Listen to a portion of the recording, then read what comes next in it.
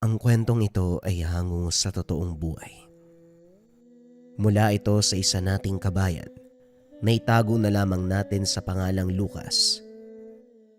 Taong 1890, sa liblib na bayan ng Cagayan. Sa isang liblib na baryo na matatagpuan sa ilalim ng paanan ng kabundukan, napapaligiran ng matataas at matatarik na puno. Doon naninirahan ang dalawang batang magkapatid na nagngangalang Rogelio at Leandro. Bagamat magkapatid at iisa ang tahanan, makikita kagad ang pagkakaiba ng dalawa. Ang kanilang tahanan ay maliit na barong-barong na gawa sa kawayan, yero at iba pang materyales na matatagpuan sa kabundukan. Nakasandal ito sa gilid ng matarik na dalisdis. Sa umaga, tila sinisikap ng sinag ng araw na dapuan ang malungkot na kapaligiran ng tahanan at sa gabi naman, binabalot sila ng hamog at lamig. Sa tuwing iipang hangin, pumapasok ito sa mga siwang ng dingding. Daladala ang amoy ng basang lupa, usok mula sa siga ng ina at sigarilyo ng ama.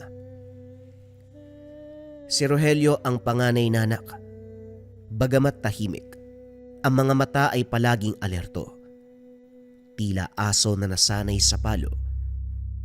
Matigas sa mga palad nito, kakatabas ng kawayan at pagbubuhat ng mga sako sa tuwing nangangaso. Hindi pala salita dahil matalim ang pag-iisip. Pinag-iisipan niyang mabuti bago gumawa ng aksyon o ibuka ang bibig. Kontrolado na nito ang sarili, lalo na't nasanay siya sa kahirapan at pagpipigil. Gamay na rin ito kung paanong ilagan ang galit ng ama. Lalo na't bata pa lang, natutunan niya ng hindi manalo sa taong dapat poprotekta sa iyo. Ang bawat palo at sigaw na natatanggap mula sa ama, nakasanayan na bilang bahagi ng mundo na matagal niya nang natutunang tiisin. Samantalang si Leandro naman, ang bunso, bagamat sabay na pinalaki, malayong malayo sa ugali ng nakakatandang kapatid, bata pa lamang ay iyakin na ito. Dahil sa konsumi, madalas sa pagbubuntungan ng galit ng ama ang bunso, na siyang dahilan upang palaging sanggain ng ina ang pagmamalupit ng ama. Dahil dito, natutunan ni Leandro unti-unting baguhin ang ugali. Imbis na umiyak, galit na ang pinapakita niya sa ama. Habang tumatanda, mas dumalas ang pakikipaglaban nito sa ama. Ngunit dahil bata pa, mas maliit ang pangangatawan, wala itong laban kay Mang Delberto. Bagamat malapit si Leandro at ang ina nitong si Aling Mayang, madalas nilang ipagtanggol ang isa't isa. Hindi maiwasan ng binata na magkaroon ng kaunting tampo sa ina. Dahil bagamat mapagmahal ito, tila masyadong mahina ang loob ng may bahay. Kung tutuusin, kaya naman nilang umalis at iwan ang mapang-abusong ama. Ngunit dahil sa pagmamahal, umaasa itong magbabago si Mang Delberto kahit na sobra-sobra na ang pagmamalupit. Si Aling Mayang palaging nakayuko, tila alila na sa sarili nitong tahanan. Madaling araw gumigising upang pagsilbihan ng asawa at hating gabi na matulog upang linisan ang kalat mula sa pagwawala nito. Maputla, payat at halos kuba na sa sobrang pang-aabuso. Isang gabi katulad ng karaniwan, uuwi ang mag-ama mula sa sakahan. Lasing, gutom at galit na galit. Sinisigawan na naman ng asawa dahil sa kakulangan ng pera. Ang perang nilustay niya sa sugal at alak. Ano? Wala na namang ulam, lintik. Palagi na lang ganito, ikaw babae ka.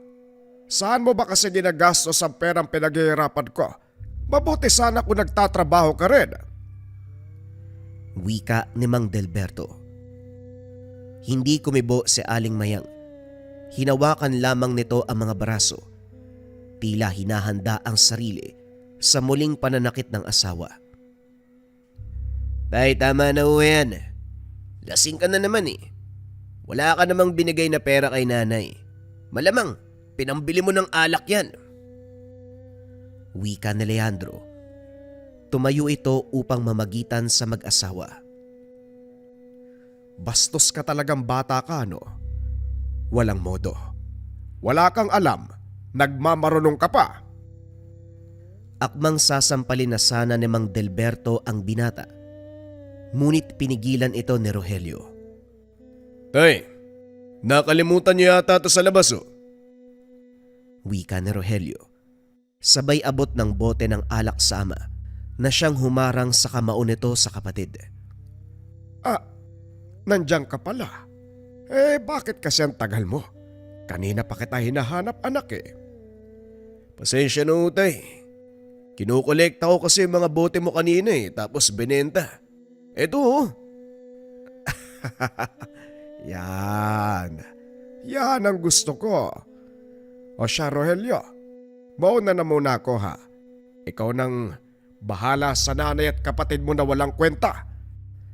Wika ni Mang Delberto bago tuluyang umalis sa lugar. Si kuya naman wala na nga tayong pangkain. Binigay mo pa kay tatay yung pera.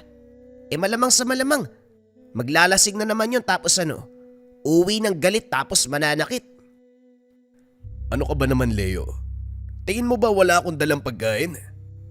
Sige na, sinadya ko talaga yon para umalis si tatay at makakain kayo ni nanay. O ito, sige na, bago pa bumalik yun, kumain na kayo. Wika ni Rogelio, sabay abot ng supot na puno ng ulam sa mag-ina.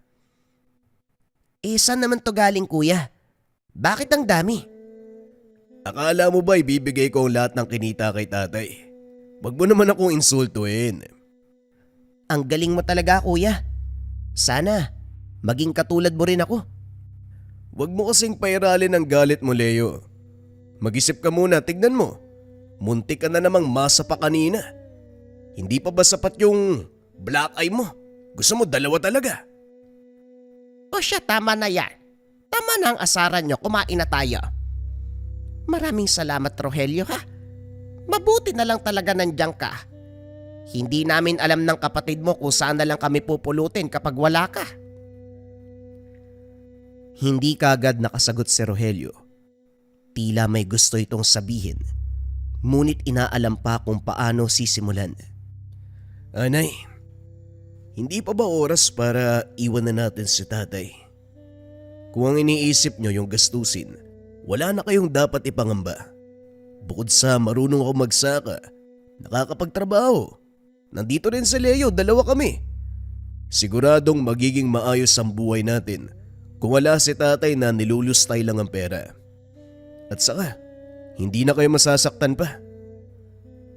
Wika ni Rogelio. Nagmamakaawa na ang kanyang mga mata. Na sana magising na ang ina at wag nang magpakamartir. Napabuntong hininga ang ina. Anak, alam kong nahihirapan na rin kayo. Pero umaasa ako na balang araw magbabago ang ama nyo. Kailan na Kapag patay ka na, magpatay na kami. Tignan mo yung braso ko. Paano kaya kung sa inyo? Aha! Ganito pala ang ginagawa niyong mga traidor. Matapos ko magpaalila sa sakahan, kakain kayo nang wala ako. Labis ang galit ni Mang Delberto. Sumugod ito sa mag-ina. Sa paghalang ni Leandro, tumama ang kamao nito sa kanyang muka at halos natumba sa sahig. Mga anak! Mga anak ko! At ikaw babae ka. Ganito ang igagante mo sa akin. Kaya ganyan ang ugali ng anak mo Manang-mana sa'yo. Wika ni Mang Delberto, sabay hila sa buhok ng asawa. Nakatayo lamang si Rogelio sa gilid. Nakamasid, habang pinagmamalupitan na naman ang kapatid at nanay nito. Ang kamao niya ay nakakuyom, nanggigigil, nanginginig, ngunit hindi siya gumagalaw. Dahan-dahan itong lumapit sa gulo. Dala-dala ang upuang gawa sa kahoy. Nay, ito ba ang sinasabi niyong magbabago? Umaasa kayong balang araw titino at mamalin ka. Mamalin tayo! Wala akong nakikita na kahit katiting na bahid ng pagsisisi. Kahit maliit wala. Walang puwang sa kanyang puso na mahal niya tayo. At ano ginagawa mo? Ano gagawin mo dyan? Bitawan mo yan. Walang yakang bata ka. Katulad ka ng... Hinampas ni Rogelio ang kahoy sa ulo ng ama. Humandusay ito sa sahig. Dali-daling tumayo si Alejandro kahit namimilipit na sa sakit at lumapit sa kapatid. Kuya, maraming salamat, halika na. Hinawakan ni Rogelio ang balikat nito. Aray kuya, masakit yan. Huwag mo nang tawagin Sina. Hindi na natin siya kayang iligtas. Hindi natin matutulungan ang tao na ayaw tulungan ng sarili. Tayo na lang ang umalis, Leo. Wika ni Rogelio. Tila pagod na. Alam nito na magpapatuloy lamang ang pagkamartir ng kanilang ina. Nay, halika na. Nagmamakaawa na ako sa'yo, sumama ka na sa amin. Sigurado kung sasaktan ka uli ni tatay. O hindi kaya naman baka patayin ka pa niyan. Wika ni Leandro, pero parang walang naririnig ang ina. Hindi niya pinansin ang hinanaing ng anak. Sa halip, nagpatuloy lamang ito sa paghimas ng katawan ng kanyang asawa. Mahal ka namin, Nay. Pero kung gusto mong mamatay, huwag mo kaming idamay. Bitbit ang sako na tila matagal nang nakahanda. Umalis na si Rogelio. Sumama sa kanya ang kapatid. Bagamat nakukonsensya silang iwanan ang ina, lalong-lalo na sa Alejandro, alam ng magkapatid na ito lamang ang natitirang paraan upang makaligtas. Si Alejandro halos ayaw umalis. Paulit-ulit na nililingon ang tahanan na unti-unti nang nilalamon ng dilim. Habang si Rogelio nagpatuloy sa paglalakad. Walang imik, ngunit mahigpit ang pagkakakapit sa braso ng kapatid. Ayaw niya na matulad ito sa ina, mahina at bumalik sa mapang-abusong tao dahil lamang nakasanayan. Huwag na huwag kang makukonsensya, Leo. Ginawa naman natin ang lahat. Ilang taon nating pinagtiisan si tatay dahil naghihintay din tayo na magbago ang isip ni nanay at sumama sa atin. Pero wala. Alam ko naman kuya, pero bakit ganun ang hirap pala? Bagamat pinapakita ni Rogelio na matapang ito, ramdam niya ang bigat. Sa bawat yapak, tila may humihila sa kanya pabalik. Tila bumubulong na mas importante ang pamilya at dugo. Ngunit nagpakatatag ito. Nagpatuloy sila sa paglalakad. Salita nilang binitbit ang mga gamit. Bagamat hindi sigurado kung saan sila tutungo, sigurado naman sila na hindi na muling lilingon. Tahimik ang gabi habang binabalagtas ang masukal na kakahuyan. Unti-unting nagbago ang hangin. Ang mga dahon ay tila may binubulong. Nagsasalita. Gumagalaw kahit walang simoy. Ang lupa bagamat tayo kanina, ngayon ay basa. Hindi naman umulan, pero lumalalim ang bawat yapak. Kuya, naririnig mo ba yun? Wala naman eh. Ano ba'y narinig mo? Hindi ko alam, pero parang may nagsasalita. Baka naman pagod ka lang, Leo. Hayaan mo. Kapag nakahanap na ako ng ligtas sa lugar, makakapagpahinga ka na. Kuya, tignan mo. Doon oh!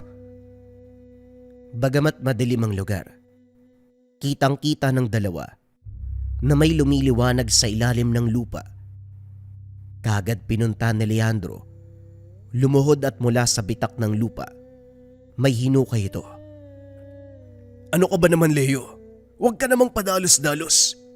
Hindi natin alam kung ano yan. Paano kung patibong o hayop yan? Di na paano ka? Wika ni Rogelio habang pinapagalitan ang bunso. Pasensya na kuya. Pero para kasi may humahatak sa akin papalapit dito. Tingnan mo, pwede man nating itago. Muli sanang papagalitan ni Rogelio ang kapatid. Ngunit nang ipinakita ni Leandro ang bagay, namangha ito. Isang batong kulay puti, kumikislap, kahit wala namang ilaw na tumatama. Hindi ito parang kristal, kundi bato lang talaga na may liwanag sa loob. Tinignan muli ni Rogelio kung saan nakuha ang bato.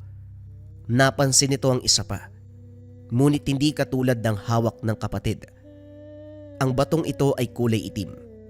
Sobrang dilim na tila hinihigop na nito ang nasa paligid. Hindi natin dapat kunin ang hindi sa atin, Leo. Paano kung bumalik ang may-ari at hanapin ang bagay na yan? Kung talagang pinapahalagaan nito ng may-ari, bakit dito niya lang iniwan? Mukhang wala nang kukuha nito eh. Sige na kuya, ang ganda oh. Sa buong buhay natin kahit kailan hindi tayo nagkaroon ng sariling gamit. Pati ba naman yung bato ay pagkakait mo pa? Dahil sa sinabi ng kapatid, may kirot siyang naramdaman. Totoong hindi sila nagkaroon ng kahit isang laruan simula pagkabata.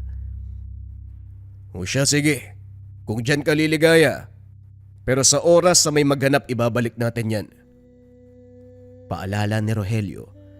Tumango naman ang kapatid. Nagpatuloy sila sa paglalakad. Makalipas ang ilang oras, sa wakas nakakita na rin ng ligtas na masisilungan ang magkapatid.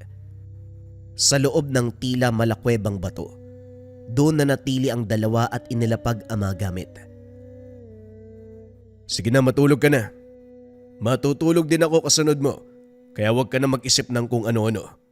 Liligpitin ko lang ang mga gamit natin. Sigurado ka kuya ha? Baka dahilan mo lang yan para bantayan ako. Malaki na ako kuya. Kailangan mo rin ng pahinga. Ay naku, ang dami pang sinasabi. Sige na, kung ayaw mo matulog. Ito na nga, ito na, matutulog na. Kuya, salamat uli ah. Alam kong mahirap at mabigat ang responsibilidad. Pero nagpapakatatag ka, kinakaya mo. Maraming salamat. Habang nagpapahinga, napatingin si Rogelio kay Leandro. Hawak pa rin nito ang puting bato. Ang mukha nito ay maliwanag, parang bata muli. Magaan at tila walang problema na nararanasan. Napangiti na lamang ito dahil kahit papano, sa kaunting sandali, nakaramdam sila ng ginhawa. Hindi niya sigurado kung bakit, pero habang siya ay nagmamasid at nasilayan muli ang itim na bato, para bang hinihila siya papalapit. Kinuha niya ito at sinuri. Ito ba yung mutya na sinasabi nila? Sa sandaling dumikit ang mutya sa kanyang palad, naramdaman niya ang paggalaw ng lupa. Umalingaw-ngaw ang ugong sa hangin at mula sa liwanag ng dalawang bato, biglang nagbanggaan. Puti laban sa itim, liwanag laban sa dilim. Napaatras si Rogelio, ngunit hinila niya ang kapatid. Kuya, anong nangyari? Nabitawan ni Rogelio ang itim na mutya at doon tumigil ang gulo. Hindi ko alam kung anong nangyari. Hinawakan ko lang pero bakit kapag ikaw yung may hawak ayos lang? Baka ayaw sa'yo kuya. O siya akin na yan.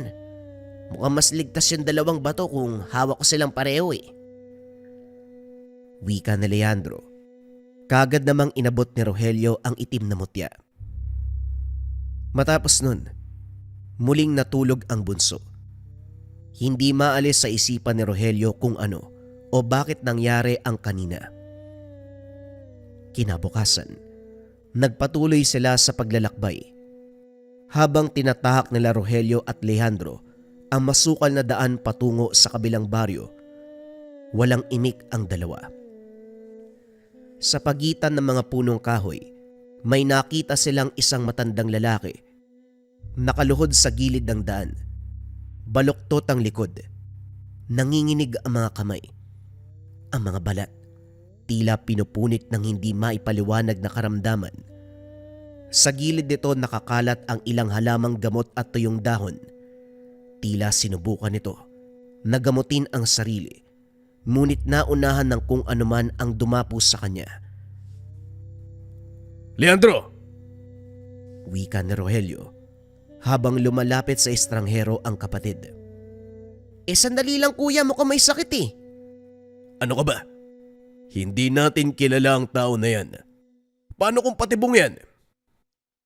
Wika ni Rogelio, pero matigas ang ulo ng kapatid.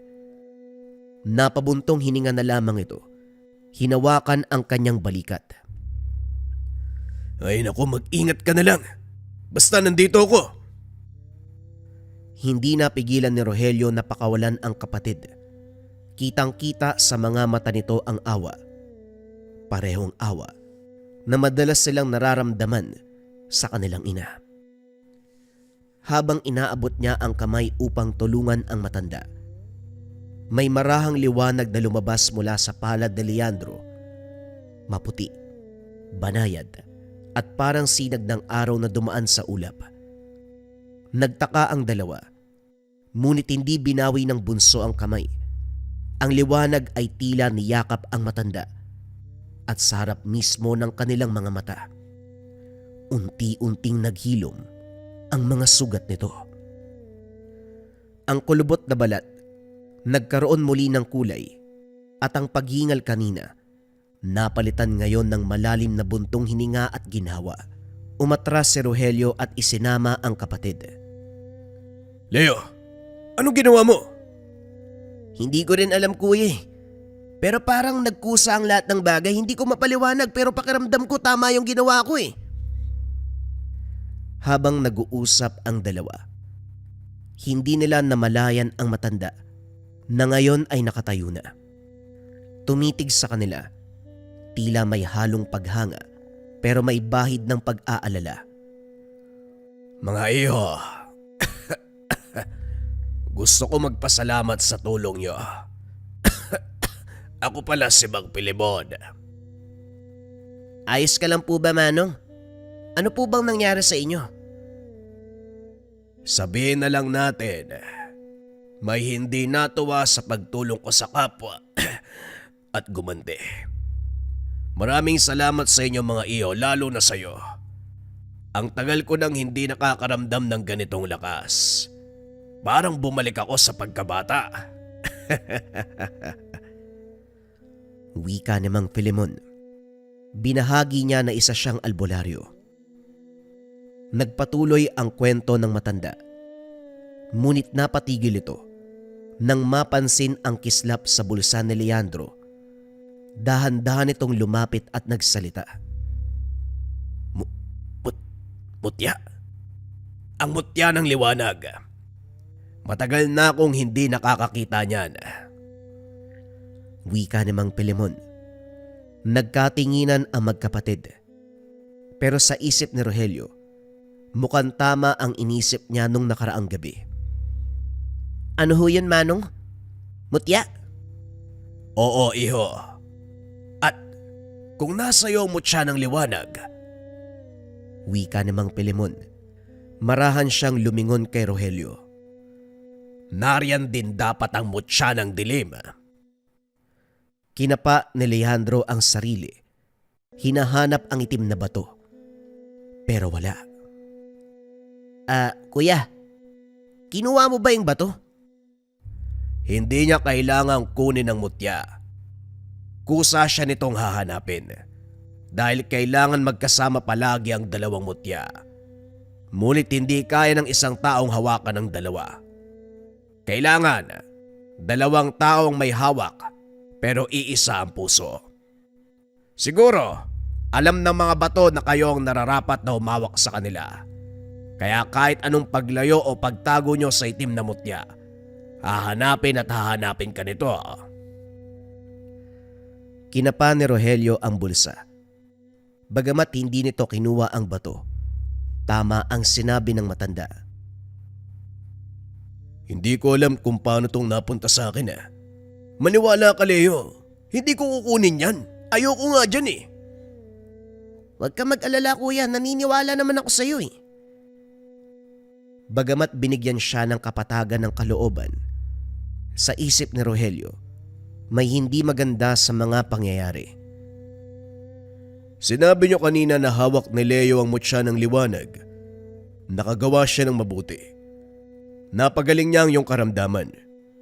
Ibig sabihin ba nito, ang mutya ng dilim ay para sa kasamaan? Tanong ni Rogelio, habang unti-unting lumalabo ang kanyang mga mata na parang may mabigat sa kanyang dibdib. Hindi anak, hindi ito masama. Ang dilim ay hindi laging katumbas ay kasamaan. Ang gabi, hindi naman palaging pugad ng dilubyo. Minsan ang gabi ay tahimik, payapa. Binibigyan ito ng pahinga ang liwanag. Ang kabutihan ay hindi sapat kung hindi mo ito kayang ipaglaban. Wika ni Mang Filemon. Umupo silang tatlo sa tabi ng daan at doon pinaliwanag ni Mang Filemon ang kasaysayan ng dalawang mutya. Matagal na panahon na ang nakakalipas bago pa man dumating ang mga banyaga sa ating lupa. Dalawang puwersa ang umiikot sa bundong ibabaw.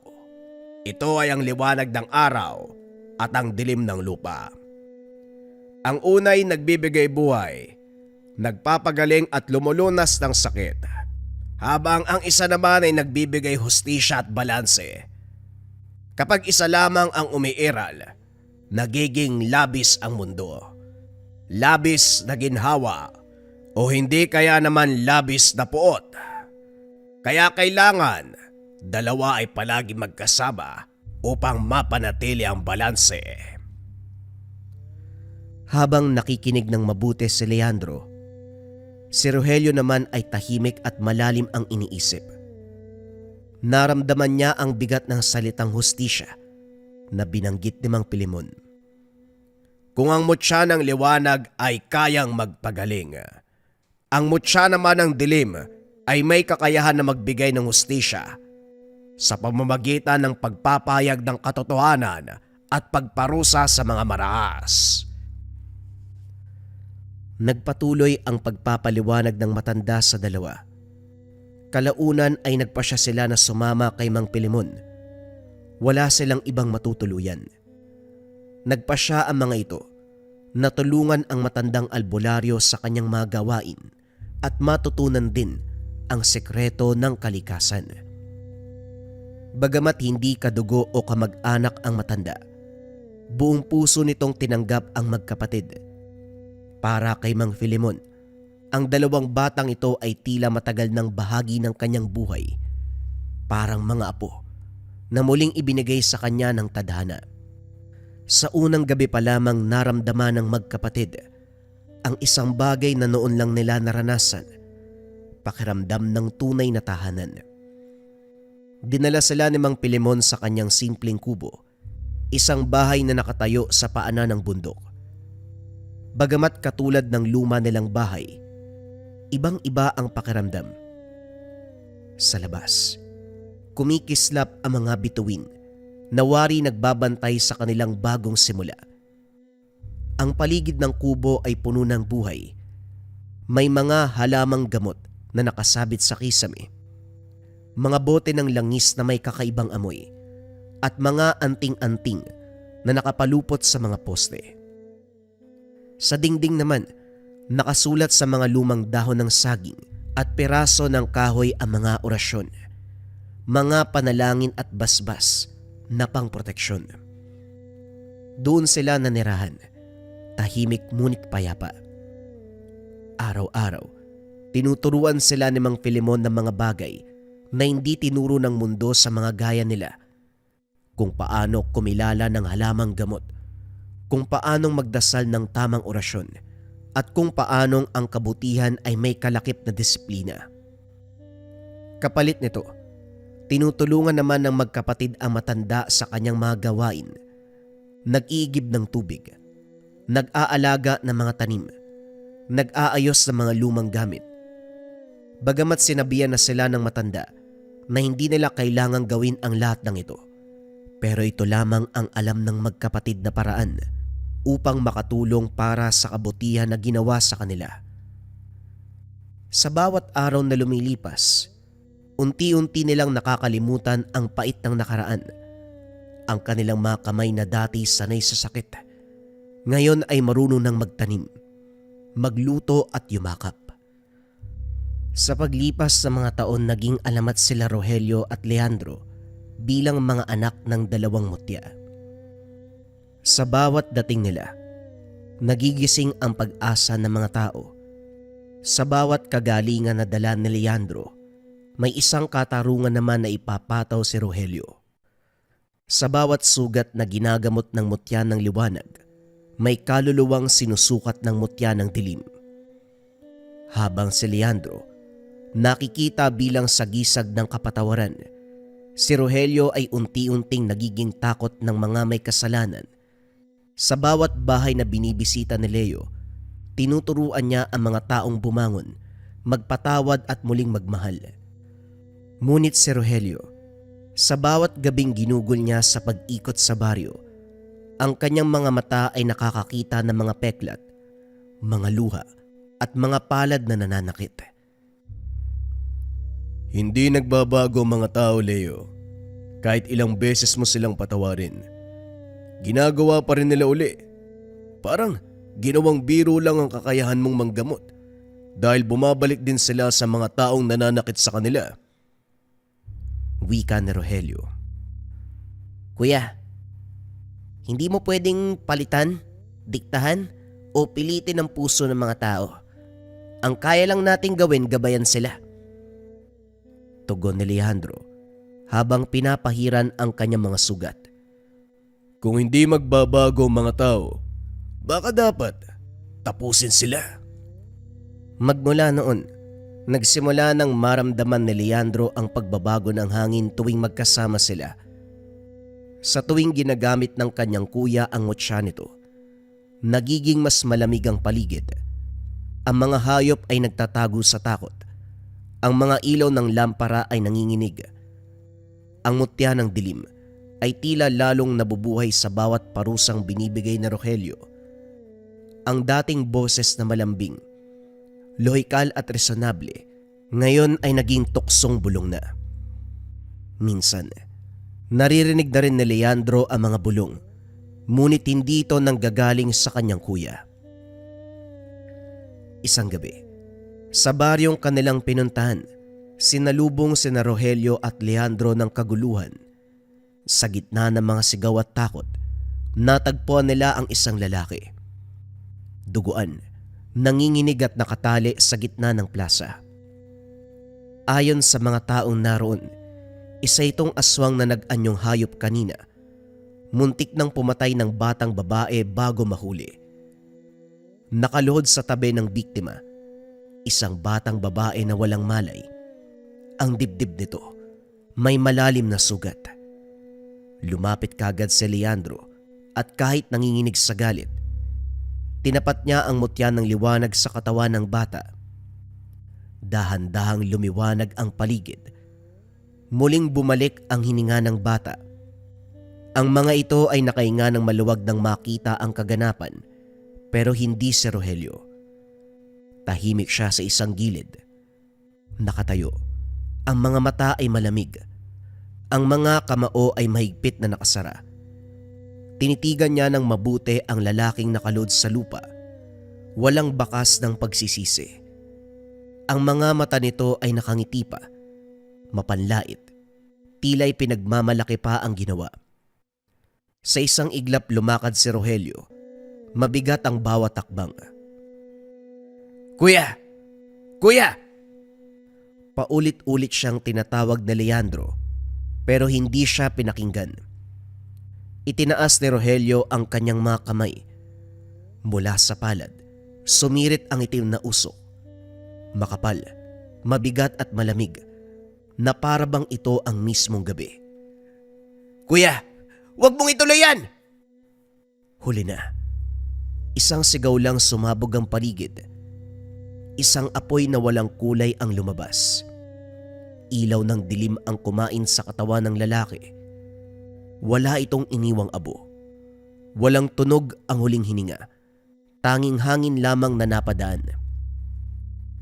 Napatigil ang lahat. Tahimik silang nakatingin.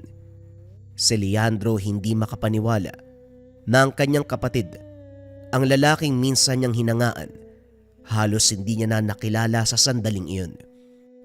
Parang isang estrangero ang nasa harapan. "Kuya, anong ginawa mo?" Si Rogelio. Nakatalikod at malamig ang boses. Binigyan ko ng hustisya. Ginawa ko lang ang hindi mo kayang gawin. Walang sumagot. Ang liwanag ng mutya ni Leandro ay dahan-dahang namatay. Tila nalungkot sa nangyari. Ang dilim sa kamay ni Rogelio, nagpatuloy na umuukit ng marka sa balat nito. Parang lason na dahan-dahang pumapasok sa kaluluwa. Kinabukasan umalis na si Leandro nang walang paalam. Iniwan niya ang kapatid sa baryong iyon, kasama ng alaala ng lalaking kanyang pinaslang. Walang salita, walang paliwanag, tanging hangin lang ang nakakaalam ng bigat ng kanilang pagitan. Pagkaraan ng ilang buwan, kumalat ang mga kwento. Ang mga tao ay natutulungan pa rin ni Leandro. Ngunit sa dilim, binabalot ng takot ang pangalan ni Rogelio. Ang anino ng hustisya, ang parusa ng mga makasalanan, ito ang sabi ng mga tao. Kung wala kayong ginagawang masama, bakit kayo matatakot sa akin? Ilang buwan pa ang lumipas. Patuloy pa rin ang dalawa sa kanilang mga layunin. Bagamat hindi na nagkikita, alam nilang balang araw, magtatagpo muli ang kanilang mga landas. Hanggang isang gabi sa gitna ng kabundukan, kung saan lumitaw ang dalawang mutya, muling nagtagpo ang dalawang magkapatid. Ang buwan ay kalahati, tanda na ang liwanag at dilim ay magkasabay. Nakaharap si Leandro, tangan ang mutya ng liwanag na kumikislap na parang bituin sa kanyang palad. Sa bawat tibok ng kanyang puso kumakalat ang mapayapang enerhiya ng paghilom, ang uri ng lakas na nagbibigay buhay. Samantalang sa harap niya ang kanyang kuya, si Rogelio ay tahimik. Ang mga mata ay may halong lungkot, pero may naglalagablab na apoy. Binabalot ng anino. Sa paligid ay may mga abo ng masasamang taong kinukolekta nito. Mga taong kanyang hinatulan ng kamatayan sa ngalan ng hustisya. Hindi mo sila kailangang iligtas, Leandro. Ilang beses na natin silang tinulungan pero bumabalik pa rin sila sa kasamaan. Hanggang kailan mo papatawarin ang mga katulad nila? Wika ni Rogelio. Kuya, hindi yan ang turo sa atin ni Mang Pilimon. Hindi sa ganitong paraan ginagamit ng kapangyarihan. Hindi mo naiintindihan, Leandro. Hindi sapat ang pagpapatawad lang at panggagamot. Kailangan nilang matakot para matutong magbago. Katulad ng gabing yon. Tingin mo ba, kung hindi ko pinarusahan si Itay, makakalaya ba tayo? Hindi lahat na nagkasala ay kailangan saktan. Katulad ni Inay, hindi siya lumaban pero hindi rin siya naging masama. At sa tingin mo anong nangyari sa kanya? Akala mo ba, pagising ni Itay magbabago siya ng ganun-ganun lang? Sa tingin mo ba, hindi niya sinaktan muli ang asawa niya o hindi kaya pinatay? Hindi sa lahat ng pagkakataon takot ang solusyon. Kuya, pinapatay nito ang iyong puso tulad ng nangyayari sa'yo. Napasinghap si Rogelio. Bumalik sa kanya ang alaala ng gabing yun. Ang una niyang pagtayo laban sa kanilang ama. Ang amoy ng alak. Ang tunog ng sinturon, kamao at nasisirang kahoy. Ang panginginig sa takot ng kanilang ina. At sa gitna ng lahat si Leandro, batang umiiyak. Nakayakap sa nanay. Habang si Rogelio nakatayo sa pagitan nila, duguan ngunit matatag. Hindi niya pinatay ang kanilang ama, ngunit sa pag-alis doon nagsimula ang kanilang kalayaan. Ngayon habang nakikita niya ang kapatid na nagliliwanag, naalala niya na kahit sa loob ng karahasan, kaya pa ring mamuhay nito na may pagpapatawad sa puso. Kuya, ikaw ang nagturo sa akin kung paanong maging matatag. Pero nakalimutan mo ba na ang tunay na katapangan ay hindi lagi napupunta sa kamatayan? Ang tunay na hustisya, hindi mo pinipiling maging halimaw kahit kaya mo. Hindi na sumagot pa si Rogelio. Tanging ang mutya ng dilim sa palad nito ang lumiyab. Mas lumalim ang mga marka. Mas umitim. Mas bumalot pa ito sa kanyang balat. Ang lupa sa paligid ay yumanig. Kumulog ang langit at bumigat ang hangin. Ang liwanag sa kamay ni Alejandro ay sumiklab din. Marahang nilalabanan ang dilim. Kung hahadlang ka sa aking layunin, hindi kita hayaan. Sumabog ang hangin sa unang banggaan ng kanilang kapangyarihan. Ang liwanag ni Leandro ay parang araw. Mainit, mapagpatawad at busilak. Ang dilim ni Rogelio ay parang gabi. Mabigat, humihigop ng lahat ng liwanag sa paligid. Nagtagpo ang kanilang mga kamao. Sa bawat tama ay may kidlat at apoy na nagbabanggaan. Sa bawat hakbang ni Rogelio, naglalaho ang kulay ng paligid. Sa bawat galaw ni Leandro, bumabalik ang sigla ng lupa. Tumigil ka na, kuya. Ayaw kitang kalabanin. Hindi ako titigil hanggat hindi naglalaho ang kasamaan sa mundo. Naglaho ang dilim at liwanag. Sa gitna ng gulo, naaninag ni Leandro ang mukha ng kapatid. Walang bahid ng galit, kundi pagod at kalungkutan.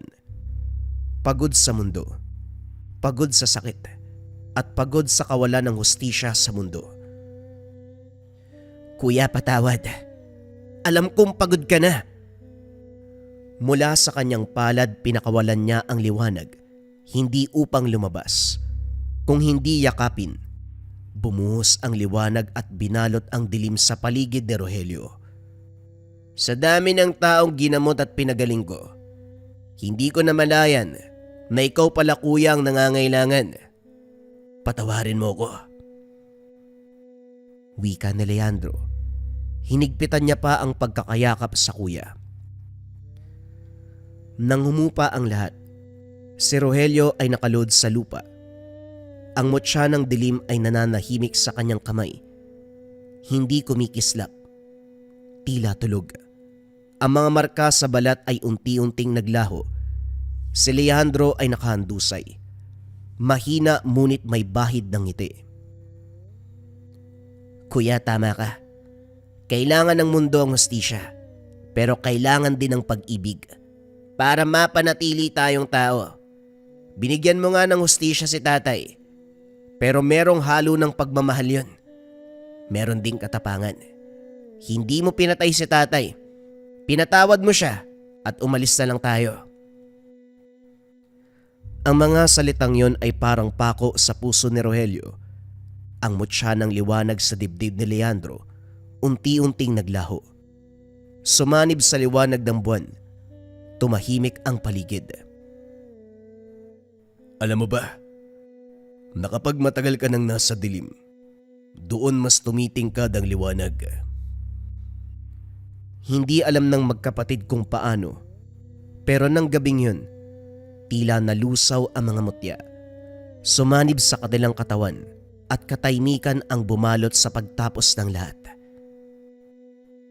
Lumipas ang maraming taon. Tahimik ang gabi sa paanan ng kabundukan kung saan unang natagpuan ng magkapatid ang dalawang mutya. Si Rogelio ngayon ay matanda na. Puti ang mga buhok. Mga mata ay lumambot sa paglipas ng panahon. Nakaupo sa tabi ng apoy. At sa kanyang tabi si Leandro, payapa at nakangiti. Hawak ang kahoy na may nakaukit na simbolo ng dalawang mutya. Ang liwanag at dilim. Kakatapos lang nilang magkwento sa mga bata. Ang mga ito ay isa-isang nag-uwian. Dala ang mga aral ng magkapatid na minsang naglaban dahil magkaiba ang bersyon ng kabutihan. Ngayong silang dalawa ay naiwan. Naalala mo kuya nung una tayong tumakas. Takot na takot ako noon. Pero sabi mo hindi mo ko papabayaan. Hindi naman kita pinabayaan, di ba? Kahit nung lumayo ka, kahit nung nilamon ako ng dilim, ikaw pa rin ang gumagabay sa akin pabalik. May mga bagay akong pinagsisihan, Leo.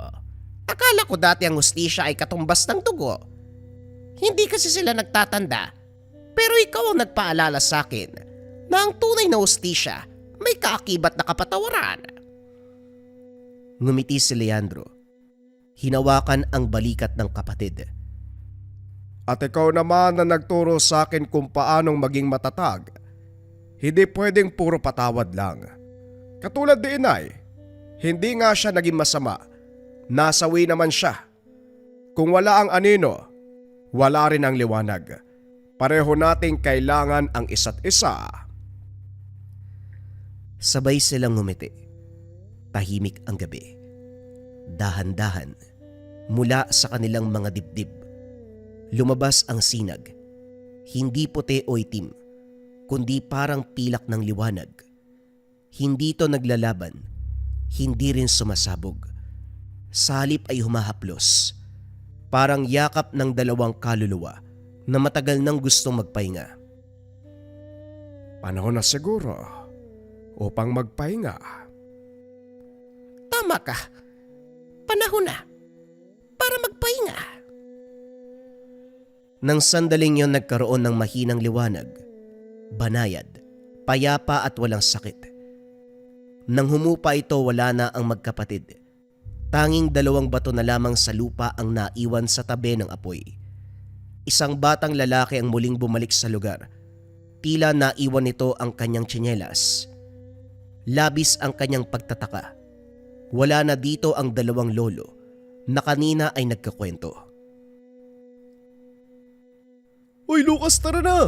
Mapapagalitan tayo niyan, madilim na eh. Wika ng isang bata. O na, sige na. Bababa na ako. Nakita niya ang 2 bato sa tabi ng lupa, pero hindi niya ito kinuha. Alam ng batang iyon na magpapakita muli ang mga mutya sa mga taong karapat dapat sa kapangyarihan ng mutya ng liwanag at mutya ng kadiliman. Eto na mga kabayan, wag daw nating i-gatekeep. Sabi ni kabayang Charlie yung Maracuyo bracelet. Nagpadala siya ng patotoo. Kwento niya patungkol sa Maracuyo bracelet. Si kabayang Charlie kasi mga kabayan, hirap siya sa pagtulog. Kasi doon siya inaatake naman ng gagambala sa kanya. Magmula ng isinilang siya kabayan, nandun kasi yung pamilya niya na mismo yung sinumpa. Kaya hanggang ngayon dala-dala niya. Madalas inaatake siya sa pag matutulog na, nahirapan siya sa pagtulog, yung pakaramdam na palaging meron nagbabantay sa'yo. Madalas din, 3:00 ng madaling araw, nagigising siya. Tapos pag dinidilat niya yung mata niya, may mga parang anino na nagbabantay. Magmula daw nang dumating sa kanya Maracuyo bracelet, nagkaroon na siya ng payapang pagtulog, hindi na siya nagigising ng alanganing oras. At higit sa lahat mga kabayan, ayun, dahil payapa na yung pagtulog, napapasobra yung tulog yan, nalilate sa trabaho. Pero nasa sa kanya na yun, disiplina niya yun mga kabayan. Ang importante, natulungan siya ng Maracuyo sa panggagambala ng mga espiritual na aspeto. Dahil ang Maracuyo bracelet ay depensa espiritual. Kontra kulam, barang, tigalpo, palipadangin, usog, o kahit anong masamang uri ng sumpa. Higit sa lahat, nandito rin yung tinatawag nating buwelta. Kung naman yung sumpa na ibinigay sa inyo, ibabalik doon sa taong nagbigay. Kaya sobrang trending ng Maracuyo natin. Kung interesado ka kabayan, i-visit mo lang ang shop ng Ika Merchandise. Mag-ingat sa mga scammers.